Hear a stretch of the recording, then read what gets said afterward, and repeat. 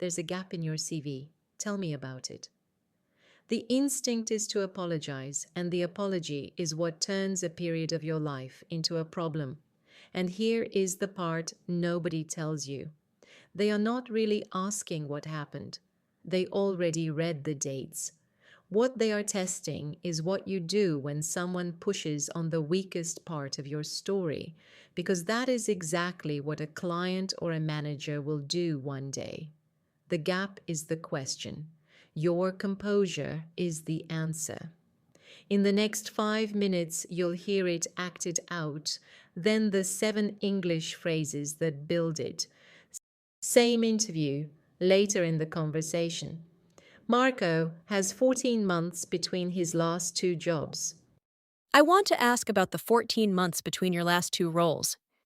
Of course. From March last year to May this year, I wasn't working, and there were two reasons. My father had a stroke, and I was the only one living nearby, so for about 8 months, I was his primary carer. Once he was stable, I could have taken the first job available, and I didn't.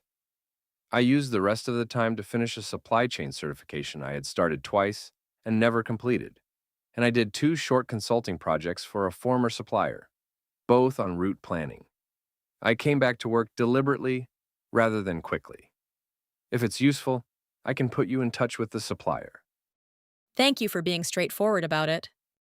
It's a fact on the CV, and I'd rather you heard it from me. Notice what he never said. Sorry.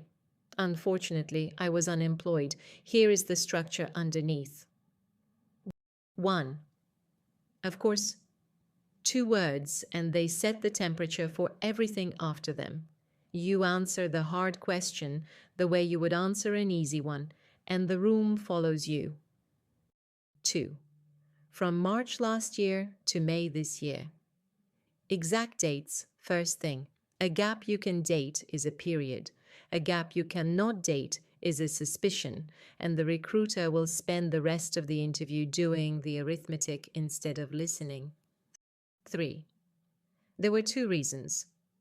Announce the shape again. The same move as the 3 things.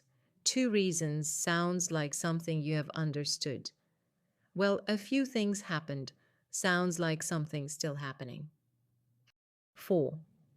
I was his primary carer. Name it plainly, once, and move on. No medical detail, no apology, no voice change. One clean sentence closes the subject, and closing it yourself is what tells them it is closed. 5. I could have taken the first job available and I didn't. This is the sentence that changes the whole answer. Everything before it is something that happened to you. This turns the time into a decision you made. 6. I came back to work deliberately rather than quickly. The summary line. If they remember one sentence from your answer, this is the one you want it to be. So say it last and say it slowly. 7. If it's useful, I can put you in touch with the supplier. Offer the proof before anyone asks for it. Almost nobody does this, and the reason it works is simple. Only people telling the truth volunteer a reference, and if your gap has no certificate and no project in it, you are still not stuck. Do not invent one. Use what the time taught you. What I know now that I didn't know then is how much of my old job was reacting instead of planning. One sentence, honest, and it does the same work as a course. 2 mistakes. First, apologizing. Sorry about that gap tells them it is a problem before they have decided that it is. Second, over-explaining. 90 seconds of detail sounds like a defense. 30 seconds sounds like a fact. 3 to say out loud now. From March last year to May this year, I could have taken the first job available and I didn't.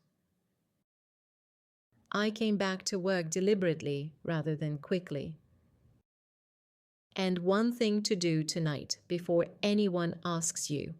Write your gap as 3 facts: the dates, the reason, and one decision you made inside it. 3 lines, no adjectives, no apology. Then read them out loud once. The reason this works is not the writing, it is that the second time you say something difficult, it stops sounding difficult, and the interview will be the second time instead of the first. Subscribe to Fluent at Work for the business English you can actually use tomorrow. All 7 phrases are on a free one-page PDF link in the description.